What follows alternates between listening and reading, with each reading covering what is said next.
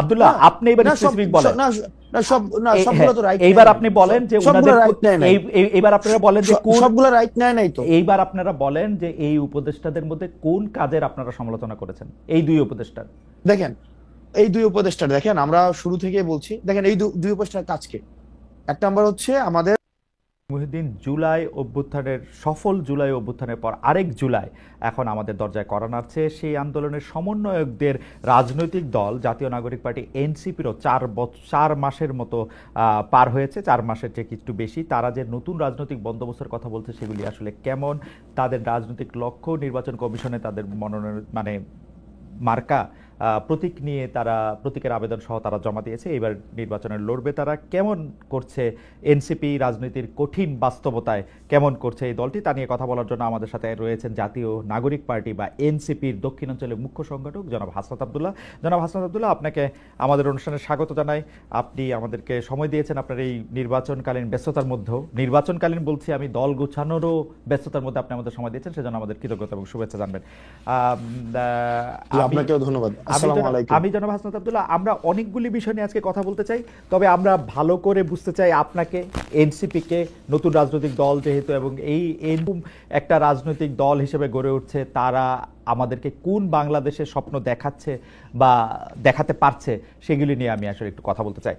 তো আমি প্রথমে যেটি আমি আপনাকে জানতে চাই যে এনসিপি এখন নিবন্ধনের জন্য জমা দিয়েছে রাজনৈতিক দল হিসেবে। রাজনৈতিক দলের মানে এটা রাজনৈতিক দল তো ঘোষণা হয়েই গেছে, ইলেকশন করার জন্য একটু নিবন্ধিত হইতে হয়, সেই নিবন্ধনের জন্য জমা দিয়েছে, তার মানে অনেকখানি পথ পারও হয়েছে। আমার প্রশ্ন হচ্ছে, এনসিপি দলটাকে যারা নেতৃত্ব দিবেন বা সারাক্ষণ যারা সামনে থাকবেন, আমি যারা পদবিতে থাকবেন, তারা কি এনসিপি থেকে বেতন নেবেন?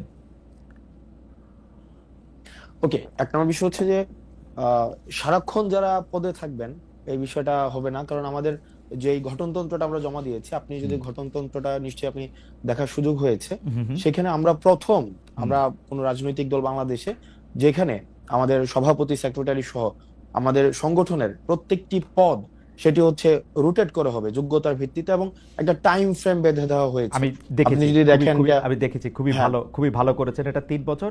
আমার প্রশ্ন হচ্ছে, প্রথম দিকে যে 5 জন নেতৃত্ব দিবেন বা 10 জন নেতৃত্ব দিবেন, তারা কি দল থেকে বেতন নেবেন কিনা 3 বছর থাকলেও?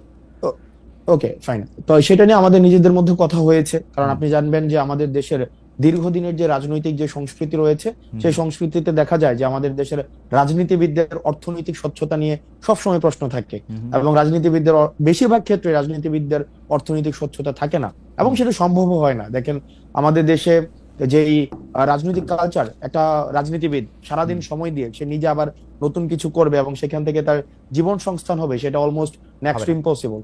তো সেই জায়গা থেকে সেটা সম্ভব না। আমাদের দেশে দেখা যায় অনেক রাজনীতিবিদ একই সাথে নাকি আমরা অতীতে দেখেছি, সে হচ্ছে মৎস্য চাষ করে গরুর ফার্মও দেয়, তারপর হচ্ছে তার আইটি ফার্মও থাকে। মানে এটা কিন্তু আমরা দেখেছি, আমরা একদম আমাদের অতীত, খুব নিকট অতীতে এই ধরনের আমাদের ঘটনা হয়েছে, এবং আমরা দেখেছি সারা বছর ধরে রাজনীতি করে কিন্তু বছর শেষে দেখা যায় ট্যাক্স ফাইলে 1000 কোটি টাকার মৎস্য জায়গা থেকে ইনকাম হচ্ছে। তো এই যে আমরা এক ধরনের দ্বিচারিতার একটা সংস্কৃতি, রাজনৈতিক ছিল না, কিন্তু আমরা ক্রাউড ফান্ডিং পলিসিতে আমরা গিয়েছি, এবং সেখানে আমরা একটা বিষয় নিয়ে আলোচনা চলছে বর্তমানে। আমরা আমাদের জায়গা থেকে প্রস্তাব দিয়েছি, যারা হচ্ছে একদম ফুল টাইম পলিটিক্স করছে, আপনার একটা পদ হোল্ড করে খুব স্বাভাবিকভাবেই অন্য কোনো পেশাতে ওই সময়টায় সময় দেওয়া এটা ডিফিকাল্ট। সেজন্য আমরা প্রস্তাব দিয়েছি যে যাতে করে এটাকে বেতনভুক্ত করা হয়, যেন ওই পার্টিকুলার সময়ে যিনি যে সময়টা উনি ওই পদে থাকবেন, যাতে করে অন্য কিছুতে যুক্ত হতে না হয়। ওকে, তো ফুল টাইম যারা পলিটিক্স করবেন তারা আসলে বেতনভুক্ত হবেন, এটি আমরা কমিউনিস্ট পার্টিতে এর আগে দেখেছি, আমরা কমিউনিস্ট পার্টিতে এর আগে দেখেছি যে তারা ফুল টাইমার হলে তারা এরকম বেতন পাবেন। তো সেই ফুল টাইম কি আমরা প্রস্তাব যারা শুধু নেতৃত্ব দিবেন তারাই পাবেন, নাকি যারা কর্মী তারাও পাবেন? এটা কিভাবে ঠিক করা হবে? আপনারা প্রস্তাবটা কি দিয়েছেন? না, আমরা প্রস্তাবটা দিয়েছি যে আমাদের তো এটার শুধু এক লেয়ারের নেতা কর্মী থাকবে না, শুধু একটা পরিবারের নেতা কর্মী বা একটা শুধুমাত্র ওই যে পিক এন্ড চুজ, যে আমাদের দেশে যেটা হইতো যে নেতার পছন্দ যারা থাকবে তারাই হচ্ছে পদে যাবে, এটার কোনো সুযোগ নাই।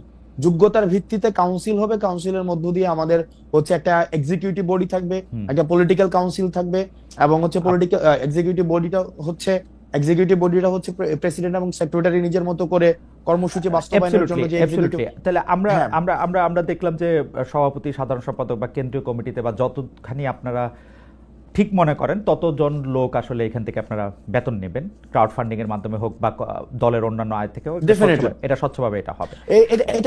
এটা আমরা প্রপোজ করেছি এবং এটা আমরা দেখেন, আমরা শুরু থেকে একদম এই দল গঠনের শুরু থেকে বা তারও আগে থেকে শুরু থেকেই শুধুমাত্র আমাদের দলের মধ্য থেকে না, আপনি যদি আমরা সবাই চেয়েছি। আমরা মাঝে মাঝে আপনি কিছুদিন আগে একটা জিনিস বলছিলেন যে আমাদের অর্থনৈতিক স্বচ্ছতা নিয়ে যেভাবে প্রশ্ন করা হয় অন্যদেরকে করা হয় না, আমাদেরকে নিয়ে প্রশ্ন করা হবে, এটা খুব স্বাভাবিক। কারণ আমরা কিন্তু সেটা ঠিক আছে আমরা এখন সেই জায়গা থেকে হচ্ছে আমরা এটি নিশ্চিত করতে যাচ্ছি। ওকে, থ্যাংক ইউ। তাহলে ব্যাপারটা দাঁড়াইলো হচ্ছে যে আপনারা সেটা ঠিক করবেন, প্রপোজ করেছেন, অনেক ধন্যবাদ। একটা নতুন বিষয় নিশ্চয়ই এখন, কারণ কয়েকদিন আগে আমি আরেকটি বড় দলের বিএনপির ভারপ্রাপ্ত প্রধান বা বিএনপি চেয়ারপারসনরা দল থেকে বেতন নেন কিনা সেই প্রশ্নেরও করেছিলাম। বিএনপি নেতৃবৃন্দ একরকম জবাব দিয়েছেন যে তাদের আসলে অন্য আয়ের উৎস রয়েছে, বেতনের কথা তারা বলে না। আমি কমিউনিস্ট পার্টি ছাড়া আর কারোর কথা শুনি নাই। আমার এখনকার প্রশ্ন হচ্ছে যে পার্টি সদস্যরা তো এখন বেতন নিচ্ছেন না, এখন চলছেন কিভাবে? ধরেন আপনাদের আহ্বায়ক জনাব নাহিদ ইসলাম কি করে এখন দিন গুজরান করছেন? ওকে ফাইন, আমাদের পার্টি সদস্য সবাই, মানে বিষয়টা এমন না যে এখানে বেকার, সবাই বেকার, বিষয়টা এমন না। আমার নিজস্ব কর্মসংস্থান রয়েছে, আমাদের পার্টির হচ্ছে অলমোস্ট সবারই কর্মসংস্থান। যাদের নেই সেই জায়গা থেকে আমরা হচ্ছে পার্টিতে আমরা ব্যক্তিগত জায়গা থেকে আমরা ডোনেট করি।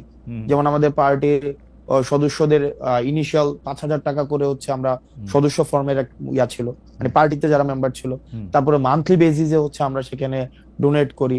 না, সেটা তো দলের জন্য, দলের যারা মানে তারপর এটা ছিল দলের যে আমরা, এটা তো দলের জন্য আপনারা ডোনেট করতেছেন, দলের নেতার জন্য কি? দলের না, দলের নেতার জন্য আমরা ডোনেট করছি না। সেই জায়গা থেকে যেমন আমার জায়গাটা, মানে আমার জায়গাটা হচ্ছে যেমন আমি আমার অর্থনৈতিক বিষয় নিয়ে আপনার সাথে না সেটা ঠিক আছে, আমি আপনার কথা জানতে চাইছি না, কারণ আপনার কথা আপনি বহুবার আপনি এই প্রশ্নের সম্মুখীন হয়েছেন, আপনার কোচিং সেন্টারের কথা শুনেছি, আপনার অনেক কিছু শুনেছি যে পার্টিতে আপনি ছাড়াও আরো অনেক নেতা নেত্রী রয়েছেন, দলের আহ্বায়কের কথা আমি বারবার জানতে চাইছি, কারণ হচ্ছে আমার অসংখ্য কলিগস রয়েছে। দেখেন, আমাদের অসংখ্য কলিগস রয়েছে যারা নিজ নিজ জায়গায় প্রতিষ্ঠিত।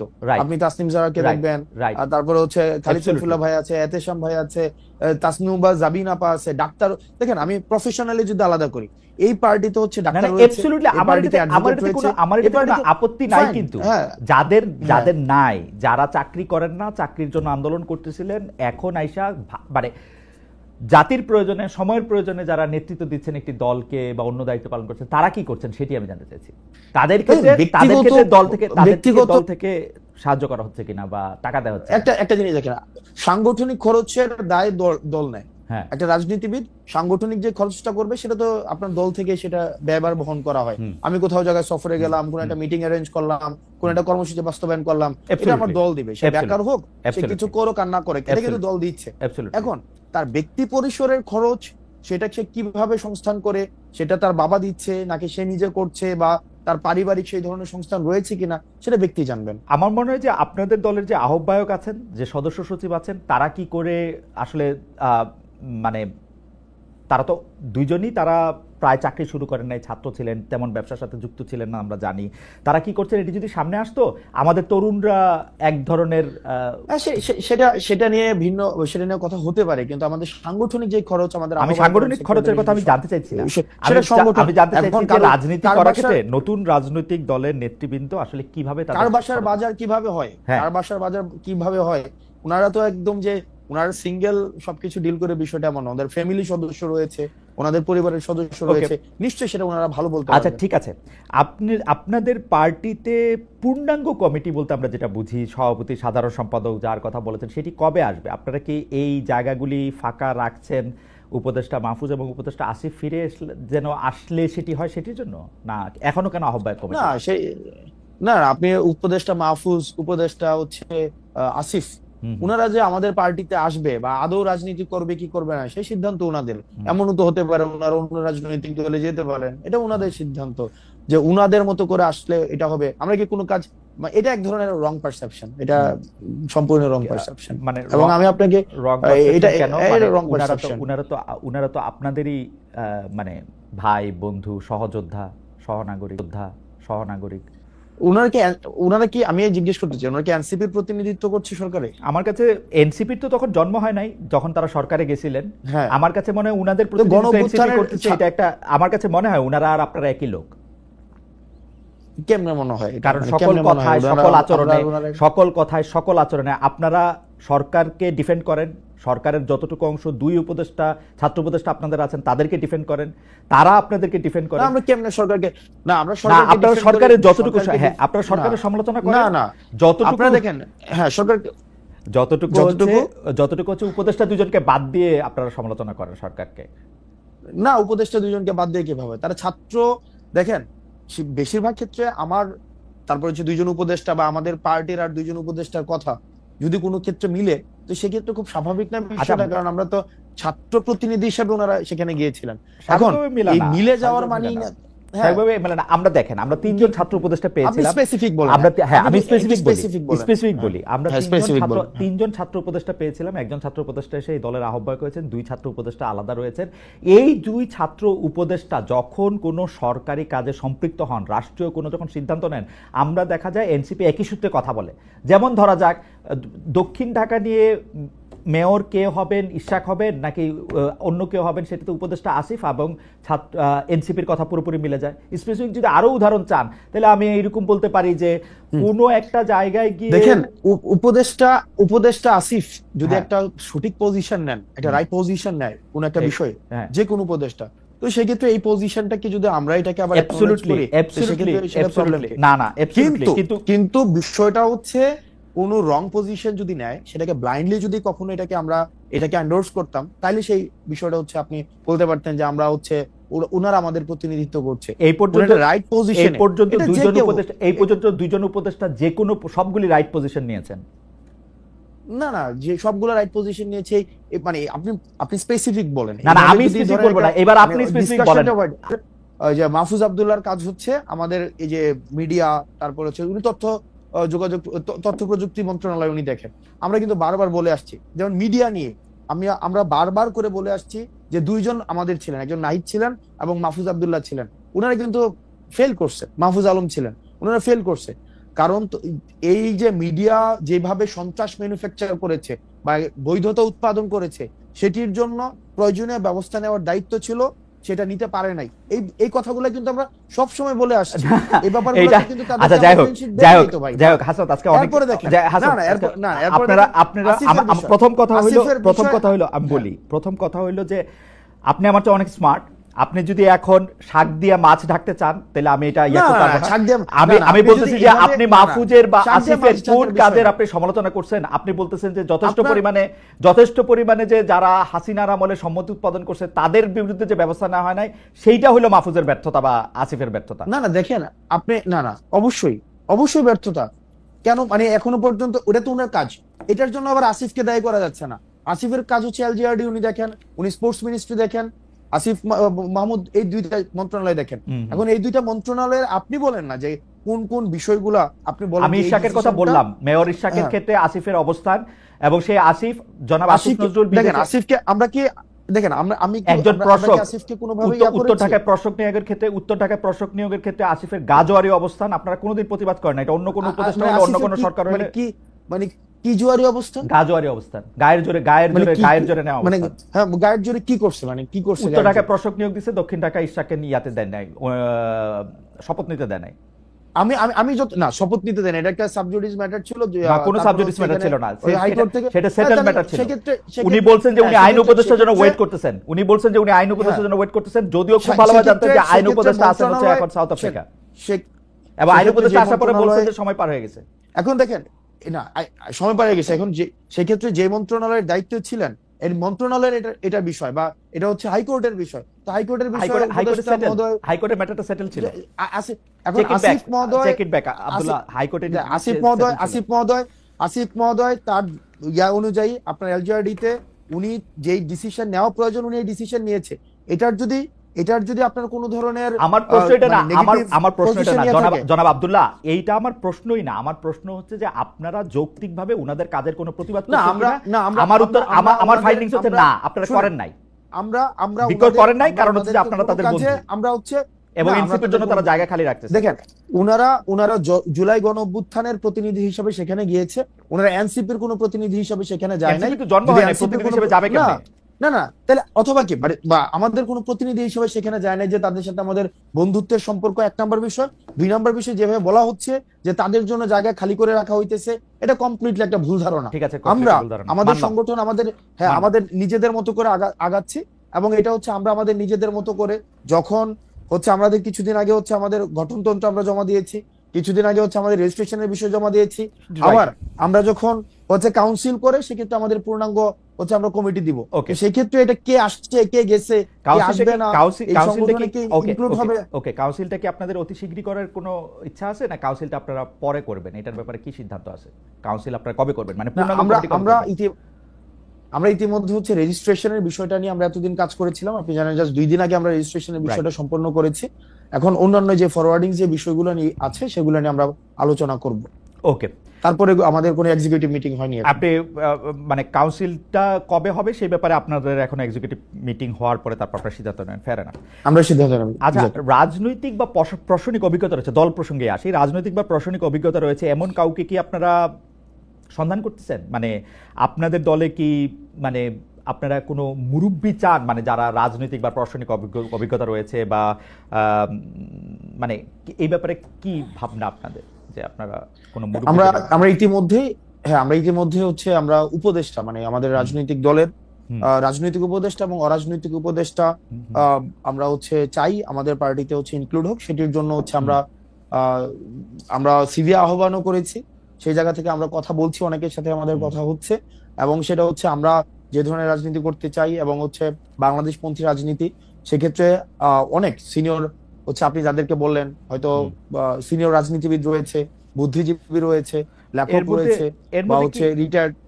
বুঝতে পারছি, এর মধ্যে কি আপনারা আসলে আদর্শগতভাবে কোনো রাজনৈতিক বা প্রশাসনিক ব্যক্তিত্ব আপনাদের মাথায় আছে, যে যেমন ধরেন বিএনপির কেউ বা জামায়াতের কেউ, বা ধরেন আন্দালিব রহমান পার্থ বা ডক্টর মোহাম্মদ ইউনূস, মানে আদর্শ হিসেবে আপনারা কাউকে সামনে রাখছেন? ধরেন বিএনপি তারেক রহমান সাহেবের মতো একজনকে চান, বা জামায়াতের শফিকুর রহমানের মতো, বা জনাব আন্দালিব রহমান পার্থের মতো, বা ডক্টর মোহাম্মদ ইউনূসের মতো? ওকে, সেক্ষেত্রে আমরা হচ্ছে যারা আমাদের সাথে মানে আমরা যেই এখানে তো হচ্ছে ডক্টর মোহাম্মদ ইউনূস, তারপরে হচ্ছে ডক্টর মোহাম্মদ ইউনূস তো হচ্ছে অন্তর্বর্তীকালীন সরকারের প্রধান, এক্ষেত্রে একটা হচ্ছে তার মতো মানে আন্তর্জাতিকভাবে পরিচিত ওয়েস্টার্ন এডুকেটেড আমাদের অ্যাডভাইজরদের আমরা হচ্ছে যাদেরকে আমরা অ্যাডভাইজর নিতে চাই, আমরা একটা স্ট্যান্ডার্ড আমরা বলেছি যে হয়তো রিটায়ার্ড কোনো অফিসার হইতে পারে, বুদ্ধিজীবী হইতে পারে, লেখক হইতে পারে, রাজনৈতিক অভিজ্ঞতা সম্পন্ন মানুষ হইতে পারে। এখন এটাকে ইন্ডিভিজুয়াল আমরা কোনো ক্যারেক্টারাইজেশন করতে যাচ্ছি না, একদম যে এমসিকিউ কোশ্চেনের মতো যে ডক্টর মোহাম্মদ শফিকের মতো হইতে হবে, অথবা হচ্ছে তার ইন্ডিভিজুয়ালি কোনো ক্যারেক্টারিস্টিক্স, ইন্ডিভিজুয়াল কোনো ক্যারেক্টারিস্টিক্স না, ইন্ডিভিজুয়ালি। আচ্ছা, আমি একটু মানে একটু বোঝার জন্য আমি একটু বলতে চেষ্টা করতেছি, আপনারা এই যে রাজনৈতিক বা মানে আপনারা যে উপদেষ্টা চাইতেছেন, তাদের কি আসলে আপনাদের মনের মধ্যে তো নিশ্চয়ই একটা ক্রাইটেরিয়ন আছে যে আপনারা কিভাবে কিরকম একজন মানুষ চান? তিনি কি একজন রিটায়ার্ড আমলা, তিনি কি একজন রিটায়ার্ড সামরিক অফিসার, তিনি কি একজন বিদেশে থাকেন কিন্তু রাজনীতিতে বড় ভূমিকা রাখেন, কলাম লেখেন, এরকম একজন ওয়েস্টার্ন এডুকেটেড আন্তর্জাতিক বিশ্বের ডার্লিং ডক্টর মোহাম্মদ ইউনূসের মতো ওরকম কেউ? কাকে চায়, কাকে চিন্তা করতেছেন আপনারা? আমি নামটা বলছি ব্যক্তি আমরা সব ধরনের, আপনি যতগুলো হচ্ছে ক্রাইটেরিয়া বললেন, সব ধরনের মানুষগুলোকে আমরা উপদেষ্টা হিসেবে চাই। উপদেষ্টা হিসেবে চান তাদের একটা রাজনৈতিক দলে সব ধরনের লোকদের যে বিভিন্ন ধরনের রাজনৈতিক দলের অনেক কাজ থাকে, পলিসি মেকিং এর কাজ থাকে, পলিসি এক্সিকিউশনের কাজ থাকে, এখানে একটা রাজনৈতিক দলের অনেক ধরনের কাজ আছে। আপনাদের দলের হায়ারার্কিতে এই উপদেষ্টাদের অবস্থান কিরকম হবে?